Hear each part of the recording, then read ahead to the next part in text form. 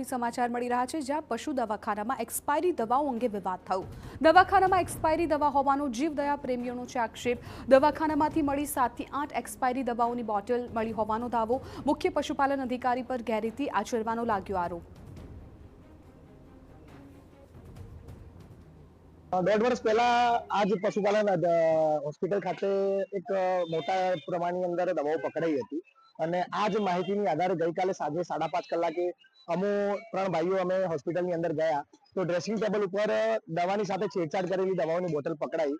તો જે માલુમ થતા અમે અધિકારીને પૂછવા ગયા તો અધિકારીનું એવું કહેવું છે કે આ સેમ્પલ છે, અમારી પાસે આ દવાનો કોઈ પૂરતો સ્ટોક નથી, એવું નથી, આ પ્રિમાઇસિસ ચેક કરી શકો છો। પ્રિમાઇસિસ ચેક કરતા અમને વધુ 7 થી 8 બોટલોની વાયલો મળતા અમે ખાલી વાતચીત કરતા ત્યાં આગળ બેઠેલા ડોક્ટર વી કે મેવાડા સાહેબનું એવું કહેવું છે કે આ દવાના આધારે કોઈ પશુનું મૃત્યુ તો નથી થયું। આ એમનો એકદમ તુચ્છ ભરેલો જવાબ એ યોગ્ય નથી।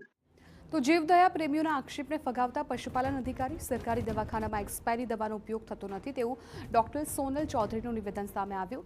જીવદયા પ્રેમીઓ સરકારી કર્મચારીની હેરાનગતિ કરતા હોવાનો પણ તેમણે આક્ષેપ કર્યો।